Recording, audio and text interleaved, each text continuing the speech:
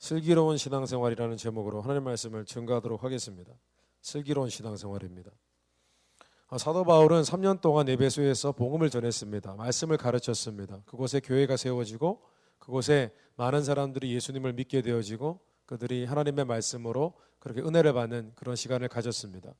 그리고 3년이 지나서 사도 바울은 에베소에서 복음을 전하고 가르치는 일을 중단하였습니다. 잘 사역을 마무리하고 이제는 마게도냐라는 곳으로 떠나게 되었습니다. 그런데 마게도냐로 떠나는 길에 어떤 한 도시를 들렀어요.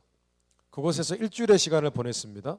그 시간이 일주일의 시간을 보냈는데 그곳이 바로 드로아라는 곳입니다. 드로아, 이름이 독특하죠. 드로아. 드로아는 바울이 복음을 전한 적이 없는 곳입니다. 그런데 드로아에 이미 하나님을 믿는 사람들이 많이 있었습니다. 그곳에서는 예배 모임도 있었습니다. 바울이 너무 반가웠어요. 반가운 나머지 그들과 교제를 가졌습니다. 그래서 하루는 그날이 언제냐 하면은 바로 안식 후 첫날, 바로 오늘날로 치면은 주일입니다. 원래 유대인들은 토요일을 예배로 지킵니다. 근데 우리는 주일, 토요일 그 다음 날, 안식 후 첫날, 주일날 예배로 우리가 드리지 않습니까? 그런데 그 주일날 바울이 드로아에 있는 크리스찬들과 만났습니다. 그리고 같이 예배를 드렸습니다. 예배를 드릴 뿐만 아니라 그들은 마지막에 성찬을 했습니다. 떡과 포도주를 서로 떼어서 나눠 먹었습니다. 그리고 예수님을 기념했습니다. 그런데 예배의 분위기가, 이 성찬의 분위기가 어느 정도 무르익을 때쯤에 사도 바울이 앞에 나가서 그들에게 이제 복음을 전하기 시작합니다. 하나님의 말씀을 가르치기 시작해요. 오늘 말씀에 보니까 사도 바울이 강론을 했다라고 얘기를 하는데 하나님의 말씀을 하나하나 풀어서 설명하고 그렇게 말씀을 전했다, 그런 의미입니다. 그런데 바울이 설교를 하다 보니까 설교가 너무 길어졌어요. 오늘 말씀에 보니까 7절에 그 주간의 첫날에 우리가 떡을 떼려 하여 모였더니 바울이 이튿날 떠나고자 하여 그들에게 강론할새 말을 밤중까지 계속하매. 아마도 바울은 다음날 아침 일찍 떠나려고 했어요. 그랬기 때문에 마음이 급했던 것 같습니다. 그 드로아에 있는 그리스도인들에게 해줄 말은 참 많이 있는데 시간이 없는 거예요. 그래서 바울이 말씀을 전하는데 1시간이 지나고 2시간이 지나고, 여러분 상상만 해도 끔찍하지 않습니까? 설교를 1시간 이상 듣는다고 생각해 보십시오. 은혜롭습니까? 끔찍합니까? 끔찍하다고 그래도 가능하면 그냥 은혜롭다고 이렇게 대답해 주시는 게 맞지 않겠습니까? 예. 근데 시간이 1시간이 지나고 2시간이 지나고 3시간이 지났어요. 끝날 기미가 보이지가 않아요. 계속 얘기를 합니다. 저는 그렇게 할 수는 없을 것 같아요. 너무 힘든 일이죠. 목도 아프고. 근데 어느 순간 시간이 자정이 되었어요. 12시가 되었어요. 새벽으로 접어든 시간이 된 거예요. 그런데 이 바울이 한참 말씀을 전하고 있는데 갑자기 꿍 하는 소리가 들렸습니다. 놀라서 이렇게 사람들이 웅성웅성 하는데 그쪽으로 가보니까 조금 전에 창문 틀에 앉아서 말씀을 듣고 있던 사람이 없는 거예요. 창문에 앉아있던 사람이었는데 그 창문에 기대 있던 사람이 온데간데 없어요. 찾아보니까 이 사람이 설교를 듣다가 졸다가 창문 뒤로 넘어져가지고 3층 밑으로 떨어졌어요. 죽었어요. 9절 말씀해 보니까 유두고라 하는 청년이 창에 걸터 앉아있다가 깊이 졸더니 바울이 강론하기를 더 오래 하매 졸음을 이기지 못하여 3층에서 떨어지거늘 일으켜 보니 죽었는지라. 와, 여러분, 이 성경에 이런 사건 나온다는 것 자체가 성경이 진리의 말씀이라는 걸 증명하는 거예요. 그렇지 않습니까? 성경이 뭐하러 이런 이상한 얘기를 하겠어요? 그렇죠? 사실만을 말하는 것이 하나님의 말씀이잖아요. 진실만을 말하는 것이 하나님의 말씀이잖아요. 흔히 오늘 말씀을 이렇게 읽어보면은 두 가지 반응이 있어요. 사람들이 이런 얘기를 들으면은 두 가지 반응이 있어요. 하나는 뭐냐 하면은 역시 하나님 말씀, 거룩한 말씀 듣다가 졸면 큰일 나는구나. 하나님께 저주받는구나. 그런 반응이 있고요. 또 이 이야기를 이렇게 들어보면은 아니, 하나님 너무하신 거 아니야? 설교 듣다가 졸았다고 어떻게 죽게까지 내버려 두실 수 있어? 그런 반응이에요. 여러분 어느 쪽이세요? 어느 쪽이세요? 하나님 졸면 안 되겠다. 그런 생각은 없으시죠? 자주 조시니까. 또 이런 반응이 있을 수 있어요. 제가 앞서 말씀드린 것처럼 하나님 너무하신 거 아닌가. 근데 여러분, 이 두 가지 반응은 다 옳지 않은 반응이라고 생각합니다. 오늘 성경 말씀은 그것을 이야기해 주고 있지 않아요. 왜냐하면 정황상 이 유두고라는 사람은 전혀 하나님을 싫어하는 사람이 아니에요. 하나님 말씀을 싫어하는 사람이 아니에요. 이 사람은 그래도 신앙이 괜찮은 사람이었어요. 이 사람이 한번 생각해 보십시오. 어쩌면 그날 아침에 일하고 왔을지도 몰라요. 피곤한 몸으로 예배 모임에 왔어요. 성찬을 들었어요. 설교 말씀을 들었어요. 12시까지 계속 들었어요. 여러분 얼마나 귀합니까? 졸았다고 그것이 뭐 큰 문제가 되겠습니까? 그런 의미가 아니에요.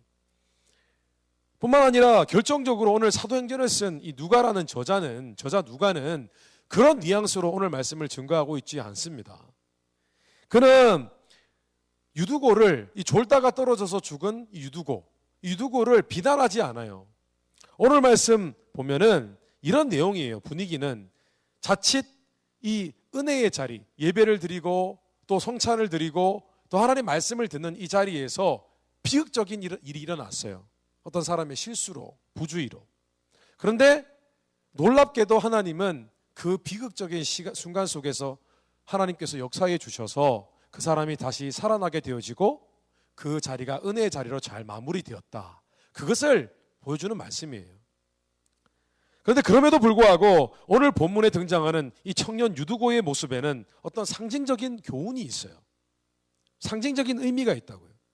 그래서 오늘은 오늘 본문 말씀에 조금 이상한 이 사건을 통해서 조금 상징적이고 영적인 교훈에 대해서 두 가지로 말씀을 나누고 묵상하는 시간 갖도록 하겠습니다. 첫째로 오늘 본문 말씀은 우리에게 부주의한 신앙생활에 대해서 경고하고 있습니다. 부주의한 신앙생활, 다른 말로 조심성이 없는 신앙생활입니다. 오늘 본문 말씀의 이 주인공, 이 이름이 한국 이름과 비슷해요. 이 두고군은, 그죠? 유씨라고 치면, 그죠? 이 유두고라는 사람은 아마 우리 YGC 청년부처럼, 우리 청년들처럼 되게 신앙이 좋았던 사람인 것 같아요. 왜냐하면 그날 만약에 그 사람이 아침부터 낮까지 열심히 일했다면 이 사람이 그 이후의 시간, 사실 당시까지만 해도 2000년 전까지만 해도요, 안식 후 첫날 이 주일은요 노는 날이었어요. 쉬는 날이었어요. 저녁이 되면 사람들이 유흥문화에 젖어 있는 그런 날이었어요. 그 당시가 그랬어요. 이방 우상을 믿는 사람들, 많은 사람들은요 그 시간에 막 파티를 벌이고 그렇대요. 역사적으로 그것을 제가 들은 기억이 있습니다. 역사에 대해서. 그런데 이 사람이 예배 모임에 참석을 했어요. 그 시간에 데이트를 할 수도 있었고 다른 일들로 시간을 보낼 수도 있었는데도 그럼에도 불구하고 그는 예배 모임에 참석을 했습니다. 참 대단한 사람인 것 같습니다. 근데 만약에 이 사람이 주일이라서 아침부터 오후까지 계속 교회 공동체 모임으로 그렇게 참석을 하고 예배를 드리고 그렇게 했다고 쳐도 이 사람은 정말 대단한 사람입니다. 왜냐하면 성찬을 즐기면서 시간을 보냈고요. 그리고 이제 집에 가서 자야지라고 하는 그런 생각도 있었을 텐데 여전히 남아서 바울의 설교를 들었습니다. 여러분, 혹시 여러분들 중에서 밤잠이 많은 분 계십니까? 초저녁잠 많은 분. 8시, 9시가 되면은 정신이 오락가락 하시는 분들 계세요? 여러분 전부 다 올빼미 스타일이신가요? 이 사람들 중에 간혹 보면은 초저녁잠이 많은 사람이 있어요. 우리 아내가 그래요. 9시가 되면 거의 눈빛이 이렇게 왔다 갔다 해요. 그리고 막 이렇게 어떨 때는 이렇게 소파에 이렇게 앉아 있으면은 이렇게 졸다가 잠꼬대를 해요.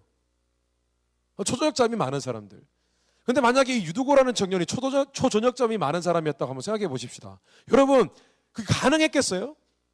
이미 예배 다 드리고 성찬 다 했는데 어떻게 또 말씀을 몇 시간씩 듣습니까? 이 사람은 정말 괜찮은 사람이었습니다. 신앙적으로 어느 정도의 성숙한 사람이었습니다. 여러분도 예배 모임, 기도 모임, 성경 공부 모임, 팬 모임에 이르기까지 여러분 자정까지 여러분의 시간을 헌신하는 그런 귀한 신앙인이 되시기를 주님의 이름으로 축원합니다. 자정까지, 네, 팬 모임 우리 자정까지 한번 해볼까요? 왜 그래요? 진짜예요? 솔직히 마음속으로 제정신인가 그렇게 생각하셨죠? 예, 그러나 여러분 은혜 가운데 있으면 그 시간도 아깝지가 않아요. 그리고 오늘 두고군이 신앙의 열정은 있었어요. 신앙의 열정은 있었는데 하나 없는 게 있었어요. 그게 뭐냐 하면은 그는 조심성은 없었어요. 아마 그날은 유독 그 자리에 그 집이 되게 넓었던 것 같은데 사람이 많이 모였던가 봐요. 근데 그 사람들이 예배드리는 장소가 몇 층이었냐면 3층이었어요. 3층 다락방에 모두가 모였어요. 그런데 사람들이 꽉 찼어요. 앉을 자리가 없었습니다.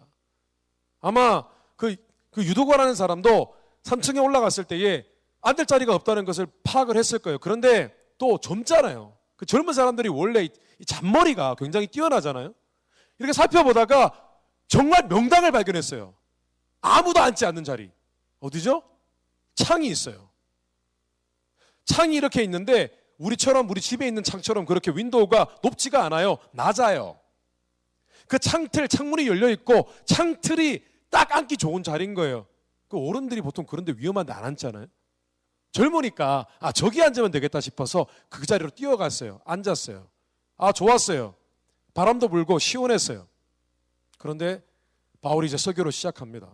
1시간, 2시간 졸기 시작합니다. 꾸벅꾸벅 계속 고개가 왔다 갔다 왔다 갔다 하다가 균형을 잃고 떨어지고 말았습니다. 여러분 마치 이 유두고라는 사람처럼 부주의하게 위험한 자리에서 말씀을 들었던 것처럼 부주의하게 신앙생활을 하는 사람들이 있어요. 신앙생활을 아슬아슬하게 하는 사람들이 있다고. 부주의한 신앙생활이라는 것은 그것이 하나님이 기뻐하시는지 하나님이 미워하시는지 전혀 모르고 관심조차 두지 않고 그냥 그렇게 신앙생활을 하는 것, 그것을 부주의한 신앙생활이라고 이야기합니다. 다른 말로 조심성 없는 신앙생활입니다. 여러분 한번 생각해 보십시오. 신앙생활이 무엇입니까? 신앙생활은 전지전능하신 우주와 만물을 창조하신 그 하나님, 우리가 존중하고 존경하고 경외해야 할 그 하나님을 믿고 그 하나님과 함께하는 신앙생활입니다. 그런데 그 신앙생활에는 하나님이 기뻐하시는 삶의 모습이 있고 하나님이 미워하시는 삶의 모습이 있습니다. 그래서 성경 말씀에는 우리로 하여금 선한 것과 거룩한 것들을 지켜나가라 라고 그렇게 권면을 하고 있습니다. 그런데 그런 것에 대한 생각 자체가 없이 신앙생활을 하는 것입니다. 성경 말씀에 보면 우리에게 경각심을 주는 말씀이 있습니다. 우리로 하여금 소름 돋게 하는 말씀들이 있다고요. 예를 들면 이런 말씀이 있습니다. 실족하게 하는 일들이 있으므로 말미암아 세상에 화가 있도다. 실족하게 하는 일이 없을 수는 없으나 실족하게 하는 그 사람에게는 화가 있도다. 실족하게 한다는 말이 있습니다. 실족한다는 것은 말 그대로 발에 걸려 넘어진다는 뜻입니다. 누구를 발에 걸려 넘어지게 한다는 것입니다. 이것은 다른 말로 어떤 의미냐 하면은 어떤 사람의 말과 행동으로 인하여 다른 사람이 시험에 들거나 다른 사람이 죄를 짓게 만드는 그런 행위를 의미합니다. 예를 들어 보겠습니다. 어떤 크리스찬이 교회에서 다른 믿음의 형제와 다툼이 있었습니다. 너무 화가 나가지고 정말 못된 얘기를 했습니다. 그 사람에게 굉장히 큰 상처를 주는 얘기를 했습니다. 그리고 그 일로 인해서 그 사람이 교회를 떠나게 되었습니다. 그리고 다시는 교회에 돌아오지 않았습니다. 그 상처 주는 말을 했던 그 형제는 마음속으로 그렇게 생각했습니다. 안 그래도 보기 싫었는데, 안 그래도 쟤하고 맞지 않았는데 교회 안 나오니까 내가 편하네 라고 생각하고 그렇게 계속해서 신앙생활을 하였습니다. 여러분, 두렵지 않으세요? 성경 말씀에는 실족하게 하는 일이 없을 수는 없으나 실족하게 하는 그 사람에게는 화가 있도다라고 했습니다. 화가 있도다. 화가 뭐죠? 복의 반대말입니다. 저주입니다. 그 사람의 인생이 잘 안 되어진다는 얘기입니다. 성경은 그런 것을 얘기하고 있어요. 마태복음 5장 21절에서 24절 말씀, 현대인의 성경 번역에 보면은 이런 말씀이 있습니다. 모세의 법에는 살인하지 말아라. 살인하면 누구든지 재판을 받게 된다라고 쓰여 있다. 그러나 나는 너에게 말한다. 누구든지 형제에게 이유 없이 화내는 사람은 재판을 받고 자기 형제를 어리석다고 욕하는 사람은 법정에 끌려가게 될 것이며 이 미련한 놈아라고 말하는 사람은 지옥불에 들어갈 것이다. 그러므로 제단에 예물을 드리다가 형제에게 원망 들을 만한 일이 생각나거든 예물을 제단 앞에 두고 먼저 가서 내 형제와 화해하라. 그리고 와서 예물을 드려라. 너를 고소하려는 사람과 함께 법정으로 갈 때 너는 도중에 그와 재빨리 타협하라. 그렇지 않고 재판을 받는 날이면 유치장 신세를 져야 할 것이다. 성경은 우리가 다른 사람을 실족하게 할 경우에 그것은 무서운 죄이며 그것을 통해서 그 죄 때문에 하나님께서는 우리의 예배조차 받지 않으신다고 그렇게 증거하고 있습니다. 심지어 오늘 말씀해 보니까 지옥불에 들어간다 이렇게 말씀하고 계세요. 그런데 우리 중 어떤 사람들은 부모님과 다투고 친구와 다투고 믿음의 형제자매들에게 못된 말을 하고서도 아무 거리낌 없이 아무런 회개 없이 예배 자리로 나와서 예배를 드립니다. 아무런 생각이 없습니다. 그리고 예배를 드립니다. 1년, 2년, 5년, 10년 그것이 하나님이 미워하시는 일인지를 깨닫지 못하고 그냥 그렇게 살아갑니다. 이것을 우리는 부주의한 신앙생활, 다른 말로 좀 쉽게 풀어 설명하면 살얼음판을 걷는 신앙생활, 조금 세속적이고 속된 말로 표현하면 무엇인지 모르는 신앙생활. 이외에도 우리가 부주의하게 하나님 말씀과 반대로 행동하면서도 아무런 거리낌 없이 살아가는 그런 모습들이 셀 수 없이 많이 있습니다. 심지어 주님께서는 용서의 문제에 대해서 다음과 같이 말씀을 하셨습니다. 너희가 사람의 잘못을 용서하면 너희 하늘 아버지께서도 너희 잘못을 용서하시려니와 너희가 사람의 잘못을 용서하지 아니하면 너희 아버지께서도 너희 잘못을 용서하지 아니하시리라. 여러분, 천국은 용서받은 의로운 사람만 가는 곳이 천국입니다. 남을 용서하지 아니하고 그로 인해서 하나님도 용서하지 않는 죄를 갖고 있는 사람은 천국에 들어갈 수 없습니다. 그런데 우리는 용서하지 않고 버젓이 신앙생활을 5년, 10년 계속하고 있습니다. 회개하지 않습니다. 그런데 거기에 대해서 심각하게 고민해 본 적이 없습니다. 어디 이것뿐입니까? 성경은 살아계신 하나님께 예배드리는 날을 지키지 않는 것을 하나님을 믿지 않는 사람들이 하는 행동과 똑같게 취급하십니다. 하나님께 예배드리는 날로 지키는 것을 당연히 하나님을 믿는 하나님의 백성이 마땅히 해야 될 일로 정의하고 있는 것이 바로 주일 성수입니다.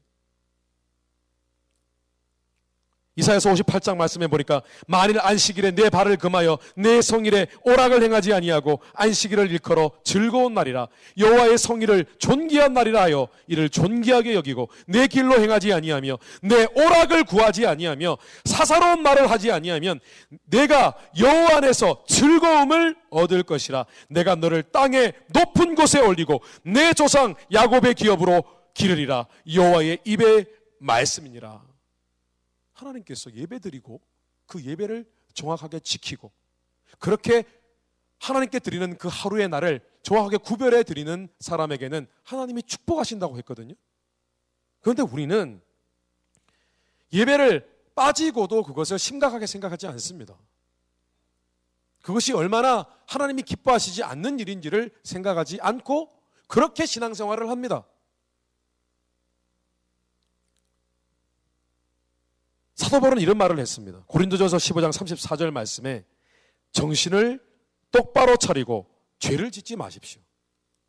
여러분 가운데 아직도 하나님을 제대로 알지 못하는 사람이 있기에 내가 여러분을 부끄럽게 하려고 이런 말을 합니다. 사도 바울은요, 고린도 교회의 성도들 가운데 그런 사람들을 보았습니다. 도대체 하나님이 기뻐하시는 일인지 하나님이 미워하시는 일인지 전혀 개념도 없고 그냥 아무 생각 없이 그렇게 신앙생활을 하는 것입니다.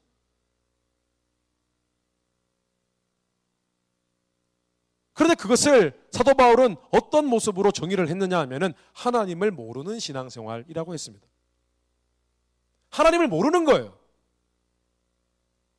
여러분, 하나님을 알고 신앙생활을 하게 되시기를 주님의 이름으로 축원합니다. 여러분, 하나님을 정말 알고 계세요? 하나님은 알고 신앙생활하는 거예요. 모르고 신앙생활을 하는 게 아니에요. 내가 이렇게 하나님 앞에 비춰졌을 때에 하나님은 어떻게 반응하고 계신지를 생각하면서 신앙생활을 해야 되는 것입니다. 여러분, 우리는 하나님과 관계하며 신앙생활을 하고 있어요. 하나님 무시하고 신앙생활하는 것은 신앙생활이 아닙니다. 하나님이 어떻게 나의 모습에 반응하실지를 생각하지 않고 신앙생활하는 것은 그냥 맹목적으로 나 혼자 종교생활을 하는 거예요. 여러분, 하나님을 알고 그분의 말씀을 제대로 배우고 신앙생활을 다시 정돈하십시오. 조심성 없는 신앙생활이 아니라 슬기로운 신앙생활을 하십시오. 저는 최근에 한국 드라마 중에서 제목이 매우 독특한 그런 드라마를 알게 되었습니다. 그 슬기로운 감방생활, 그런 게 있더라고요.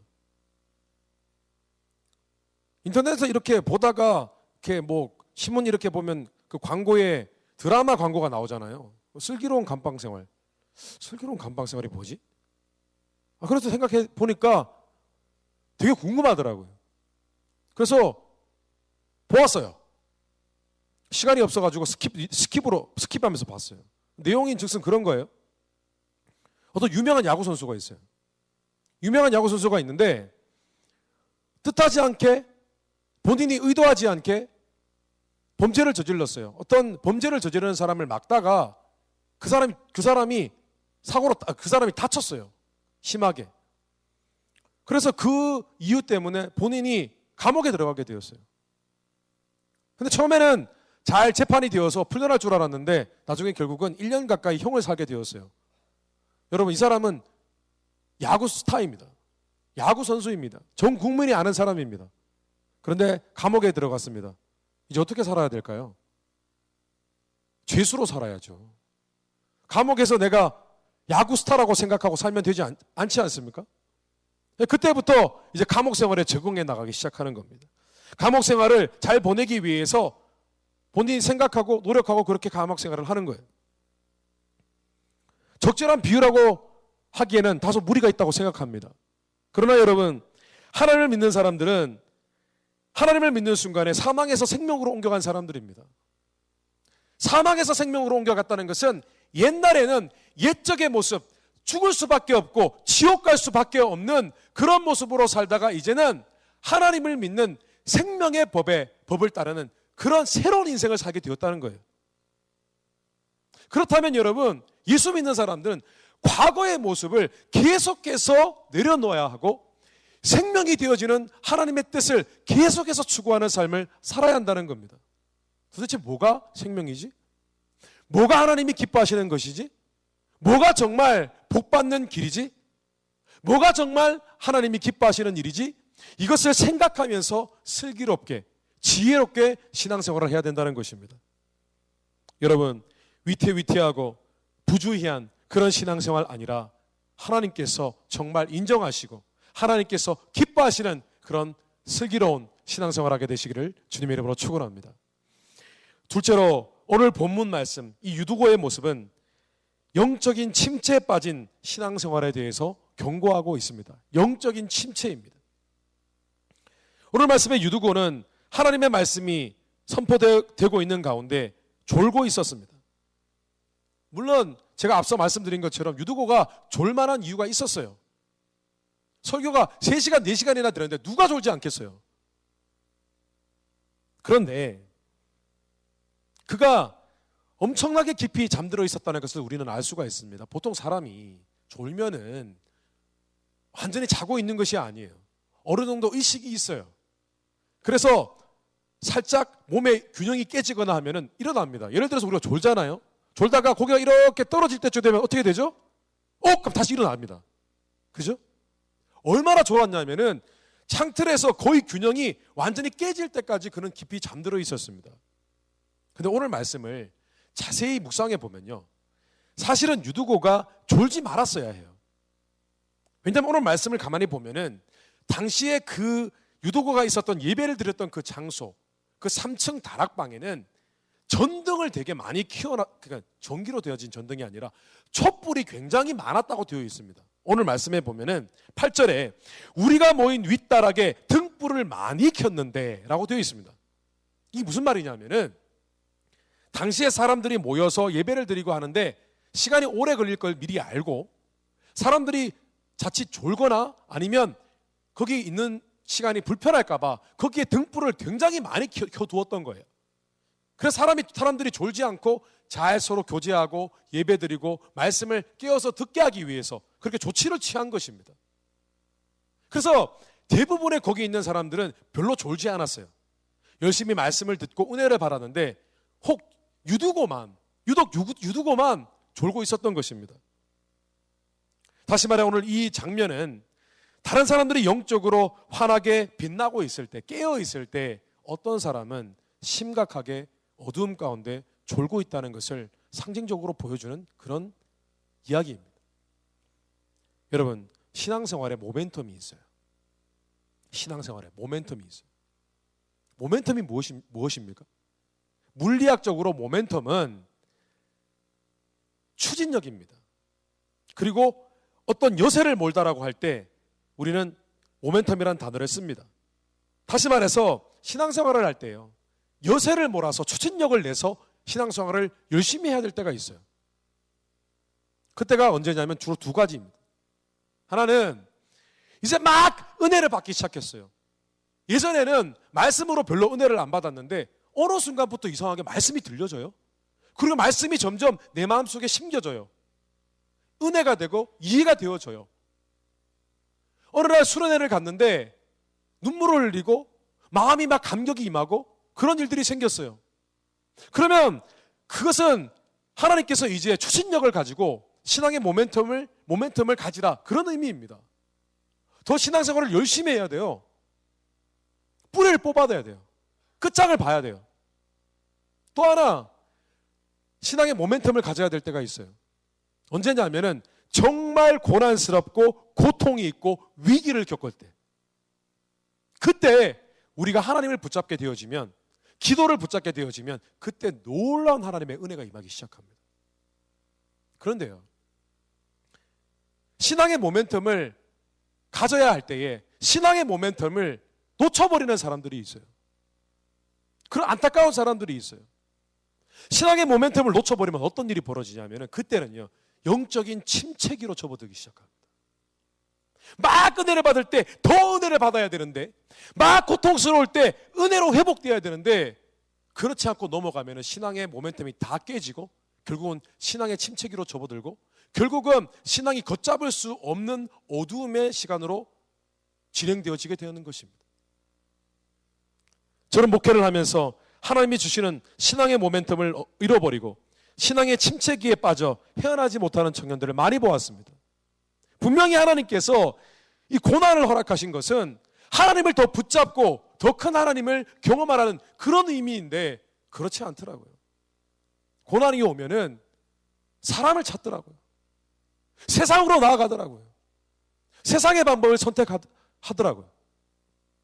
또 막 축복이 임하잖아요. 일이 잘 되어지고 그러면 그것은 하나님이 이제 또 하나님을 찾으라는 의미인 것을 모르고 축복받으면 그냥 그런 줄 알고 그냥 그 축복만 누리고 즐기고 그냥 그것으로 끝을 내더라고요. 그리고 결국은 더 이상 신앙이 발전하지 않고 그냥 그 자리에 머물고 그 자리에 머물다가 결국은 신앙이 디클라이닝 되는 그런 일들을 계속해서 반복적으로 경험하던 것을 제가 보았습니다. 여러분, 신앙은요, 그 자리에 멈춰 있지 않아요. 더 아니면 뭐예요? 신앙은 더 자라고 더 은혜로 충만해지거나 아니면 뒷걸음질 치거나 둘 중에 한 개거든요. 최근에 저는 한 자매와 이런저런 이야기를 하면서 기가 막히게 감격스러운 이야기를 들었습니다. 이 자매가 제게 던진 한마디는 이런 말이었습니다. 목사님, 저는 다시는 영적으로 침체되거나 신앙적으로 뒤처지는 그런 실수는 절대로 저지르지 않을 거예요. 이야기를 들어보니 이 자매가 처음 우리 교회에 왔을 때 수년 전에, 오래되었어요. 수년 전에 우리 교회에 왔을 때 굉장히 영적으로 방황했어요. 신앙이 어렵고 삶도 어렵고 또 교회도 문제가 생기고 그래서 여러 해 동안을 신앙적으로 방황을 하고 그렇게 했어요. 교회 와도 예배를 드려도 별로 은혜도 되지 않고 그런 생활을 보내다가 마침내 온 곳이 우리 YDC 공동체였습니다. YDC에 와서 처음에는 낯설었지만은 나름 신앙을 회복하려고 열심히 신앙생활을 했습니다. 수련회도 참석하였습니다. 그러다가 마침내 하나님께서 은혜를 주셔서 그 신앙이 다시 회복되었습니다. 침체기에 있었던 신앙생활이 다시 회복기에 접어들고 다시 성장기로 접어들게 되었습니다. 그래서 여러 해 동안에 신앙생활을 너무나 재밌게 해왔습니다. 예배 가운데 은혜 받고 말씀 가운데 은혜 받고 너무너무 좋았습니다. 근데 최근에 문제가 생겼습니다. 삶의 고난이 찾아왔습니다. 그런데 이 자매가 고난이 찾아와서 낙심을 한 게 아니라 그 자매 가운데 마음 가운데 지혜가 생겼어요. 그래, 내가 전에 고난이 있었을 때에 영적으로 침체되어서 몇 년을 내가 허송세월을 보냈지 이제는 절대로 그렇지 않겠다. 내가 이 고난 때문에 내가 하나님과 멀어지는 일은 절대로 없겠다. 그렇게 만들지 않을 것이다. 그렇게 결단을 한 것입니다. 내가 이 순간에 무슨 일이라도 상관없다. 나는 내 신앙을 지킬 것이고 내 안에 있는 하나님의 은혜를 지킬 것이다. 그렇게 결단을 한 것입니다. 하나님께서 그 자매에게 큰 축복을 해주시는 줄 믿습니다. 너무 지혜로워요.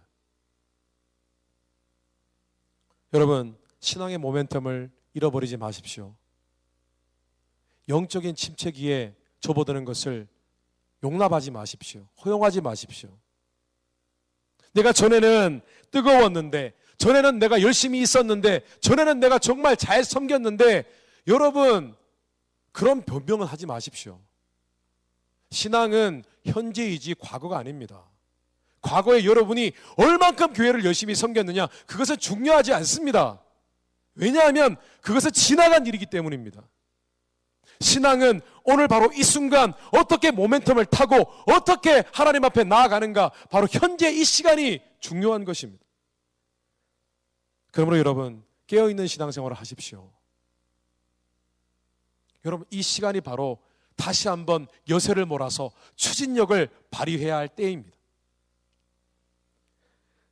그리고 늘 점검하십시오. 내게 신앙의 위기가 찾아왔는지, 내 신앙이 상승 곡선을 그리고 있는지 하향 곡선을 그리고 있는지 그것을 살피십시오. 그래서 그 어떤 순간이든 앞서 말한 그 두 가지 경우에 해당되는 것일 것입니다. 그래서 여러분 더 힘을 내셔서 여러분 신앙생활 가운데 성장과 성숙을 맛보게 되시기를 주님 이름으로 축원합니다. 말씀을 정리하겠습니다. 오늘 말씀에 사도 바울은 숨이 멈췄어요. 숨이 멈춘 그 유두고를 바라보았습니다. 죽었어요. 숨이 멈췄어요. 근데 사도 바울은 뭐라고 얘기하냐면은 그에게 아직 영혼이 떠나지 않았다. 죽지 않았다고 얘기합니다. 그리고 그를 품에 안았어요. 기도했어요. 하나님께서 살려주셨어요. 그리고 그 자리가 은혜의 자리가 되었습니다. 그런데 더 놀라운 것은 죽었다가 사람이 살았잖아요. 그죠? 그러면 죽었다가 살았으면 잘 됐네 할렐루야 그러고 막 찬양하다가 그냥 밥 먹고 그냥 헤어져야 되는 거 아니에요? 그런데 여러분, 그날 새벽까지 계속해서 사도 바울은 말씀을 또 전했습니다. 밤새 버렸어요. 신앙의 모멘텀이 계속 이어진 것입니다. 여러분, 하나님께서는 부주의한 신앙생활, 영적으로 침체된 우리를 보고 안타깝게 여기십니다.